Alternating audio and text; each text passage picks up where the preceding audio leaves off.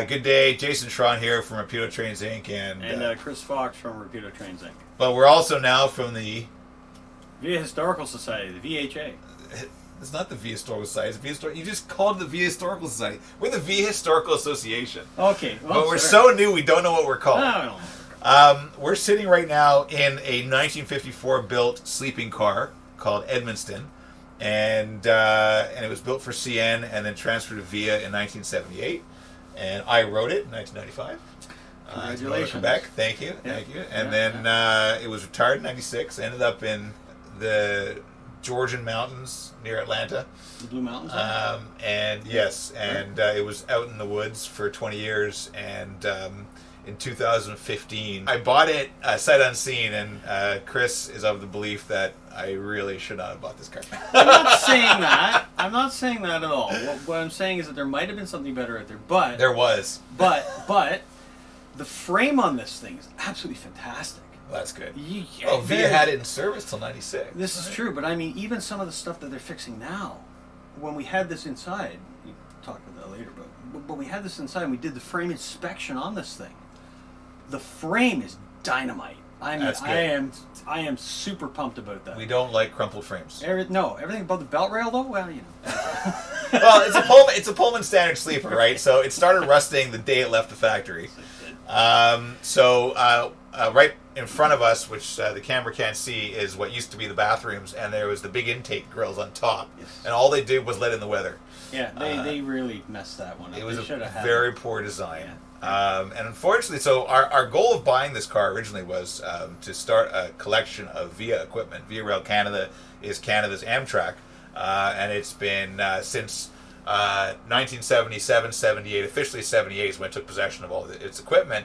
It's been the Canadian Amtrak, basically. We call it in Canada a crown corporation, run by the federal government, financed by the federal government, run separately, arm's length. But it runs most of Canada's passenger trains. And there's very little has been preserved of Via's history. Most of the equipment from its early years was sold off in the 90s, and it went on to tourist lines all over North America. They were repainted, they were repurposed. A lot of them had their interiors stripped. Just a huge order. Yeah, well, it was a huge order. The CN's car order from the 50s was like over 700 cars. It was, I mean, a lot of them were baggage cars, but still, it was a huge order. Right. But there was very little. There were some Via equipment that was rusting in fields. There were like 3 pieces of equipment in Montreal, but very, very little. So I, as the president of Rapido, I always swore that I would do my best to preserve old equipment. And this was the first thing that we purchased, and the car only cost $7,000, but since then we've put another $200,000 into it. So We're not quite done yet. Oh no, we're halfway. You think? Yeah, just almost about halfway. Yeah, almost halfway. Yeah, the next biggest thing is going to be the HEP. Right. So the head end power is the big thing. Like, it's funny. The interior, I think we could finish in the space of 6 months. 6 to 8 months, I would say. Yeah, where it's all you've been doing the water system. I've been doing the water system. Yeah. That's 80 to 90% complete now. So a little bit of background. So Chris and I have been friends for many, many years, and Chris, he was a mechanic fixing GO trains for about 15 years. Absolutely, yeah. And then he became a locomotive engineer driving GO trains, GO being the Toronto transit area. Right. But Chris, it can do anything really. Chris, outside our window is LRC 6917, and I was instrumental in saving that for the Toronto Railway Historical Association. It was the middle of the recession, 2010. I had no money. Nobody had any money. TRT didn't have a bank account yet, and Via said, put the deposit on this or we're scrapping it. So my wife had an old line of credit in her name, and that's where we took the $3,000 deposit to get the Via from her line of credit. Remember, I sat down in her office and I gave her this speech about how, when I was 7 years old, the turbo was scrapped, and I swore never let this happen again. Yeah, right. So then Chris got 6917. 6917 was parked outside for 10 years. That's right. Dead. Right. He got it running and fired up, and then running. You flatter me, but yeah, I mean, you make it sound real easy. 4 years. Yeah, it was 4 years. Yeah, the reliability of those locomotives was like 55% of the best of times. Yeah. So the fact that you got it working is pretty impressive. So we originally purchased the sleeping car. The idea being that it would go over to the Credit Valley Explorer tourist train, and then the tourist line was shut down. Right. So we had to move that car pretty quickly. And I remember we moved it very quickly, we moved it got very it ready. Again, we'll talk about other stuff, but again, it's always in the wintertime, and it's the dead of winter in the middle of February when I'm doing something. Lying on my back in the snow up to my ears. Yes. Yes. But yeah, then I remember I came to you and I just basically begged you and said, Chris, would you fix our sleeping car, please? And I said, yes, I'll fix your You sleeping said, yeah, but on top of that, we bought an RDC number 6133. Yes, we did. Because we found out that there were a whole bunch of RDCs out in Eastern Canada about to be scrapped, and they were. Almost everyone was cut up. There were 3 that were not cut up, and ours was one of the 3 that were not cut up. That's correct, yeah. Now suddenly you had 6133, 6917, and then Edmonton showed up here at Toronto Maintenance Center. Yes. And then last year, VIA was about to scrap a whole bunch more, and we ended up with 4 more RDCs. Yeah, I think honestly, we decided one was definitely something which we wanted to because we had a discussion on this. One we wanted to keep. The other 3 were so that we didn't have to move anything. Right. So we were using 3 old RDCs that VIA owned as storage and tool cars, and you had a workshop in one and everything. Yeah. And we figured it would be cheaper to buy the RDCs off VIA than to move everything into containers. Correct. And it was, and we did. That's right. And they're mobile, so we can move them around. Yeah. So the budding VIA Historical Association collection now has a sleeping car, Edmundston, blue and yellow sleeping car. It has 2 operable RDCs, 6133, which is RDC 1, which was Canadian Pacific, and 6215, which also was Canadian Pacific, and RDC 2. That's correct. So it's baggage and coach. Yes. And then we've got 3 RDCs that are just storage and tool equipment, and those will eventually be disposed of, traded with other organizations, whatever, so because we don't need them for our collection. Right. And the goal really is to create a collection of VIA equipment. So most of VIA's current fleet is going to be retired in the next few years. So you've got LRCs, which we have the engine, we'd like some cars. You've got the HEP 1 equipment, which will have to be replaced in a few years' time. That's the transcontinental equipment on the Canadian. And then we're also actively searching for more blue and yellow, which is early VIA equipment. That was XCN, Yes. maybe a locomotive or 2 that we'll be able to have as part. So the idea of being able to create representative trains from VIA's history. Yeah, that's the idea, and it actually is a very good idea. And first off, now you have, like you said, a representation of different cars of a VIA train, and now you have a historic train that you can take places. Right, right. So the upgrade for this sleeping car is Chris is doing a full head end power upgrade, matching current Transport Canada regulations and matching current VIA rail standards. Yeah. So the idea being that VIA would be able to take this car anywhere. Yeah, it'll be compatible with anything that's out there right now. With the right jumpers, it'll even be compatible with the American 480. Although we're at a slightly different phase, but that's what the jumpers do.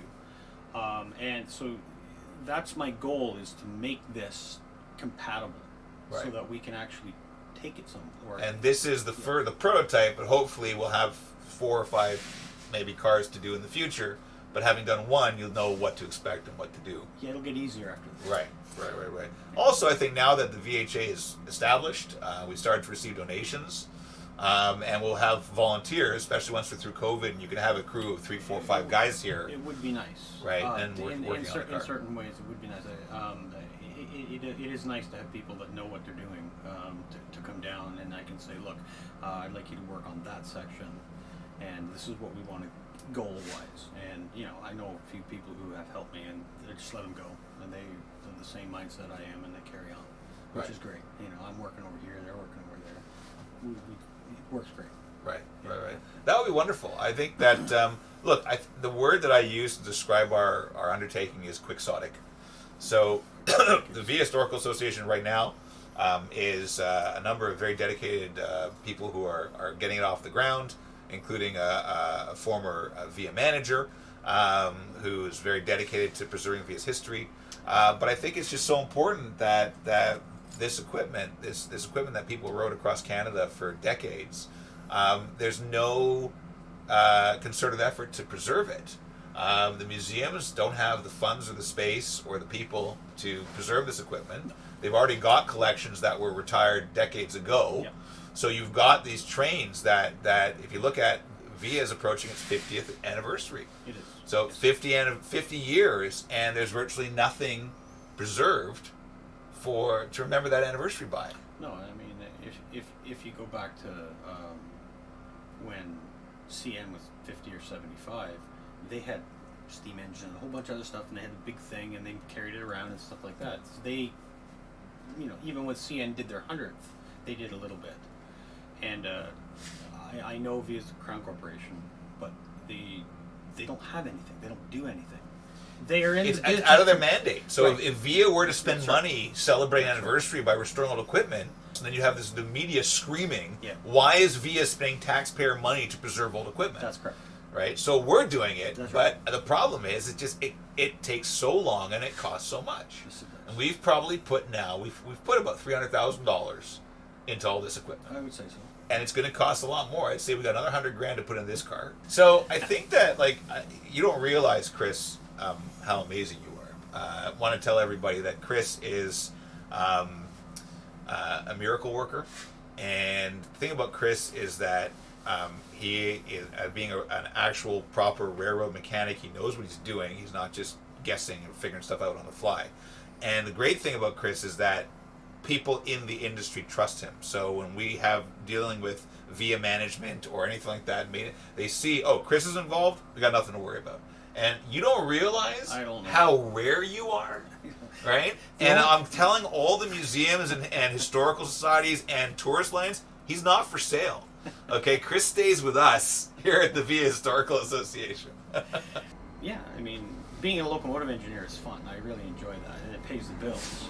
Yeah. But I can't take the spanner out of my hand. So. Right.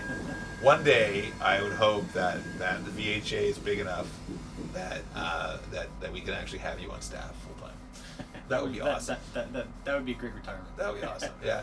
Anyway, the biggest thing going forward is that VIA's 50th anniversary is in 2028, and our goal is to have a collection of equipment by 2028 that VIA will be able to take around Canada to showcase its history.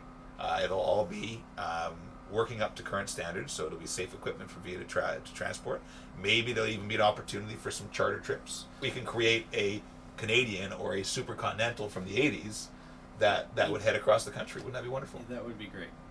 Even if it's only 6 cars, I think it'd be fantastic. It would be wonderful. Yeah. Listen, you're doing an amazing job here. I'm trying. It's wonderful. When I walked through the car spoke to me in many different ways Right, of coming right. along and seeing what it needed and that kind of stuff. And yeah, I tackled quite a bit of them, but there's still more to go. But I mean, it's coming, and the thing is that you gotta get the nuts and bolts and the bones, like your water, your air conditioning, your the HEP, the electrical. You need all that down before you can make it look pretty. Right. Well, make it look pretty doesn't take so long compared to other stuff. Compared to other stuff, yeah. So, in a nutshell, this is who we are. Yeah. This is what we're doing. Yeah. We really hope to have these trains restored and ready for VIA's 50th. And we're going to keep working towards that end. And if you want to help us out, go to viahistory.ca. It is a federally registered charity, so if you're in Canada, you get full tax receipt. It's tax receivable donation. If you're in the States or outside anywhere else in the world, please don't be shy. You can give us money anyways, but you can't get a tax receipt for it. But we do appreciate our biggest donor so far is in the States. Just does it because he loves what we're doing. That's lovely. Even with That's no tax great. receipt, I applaud you. Yes. So thanks a lot, and hopefully you'll be seeing more of us. viahistory.ca.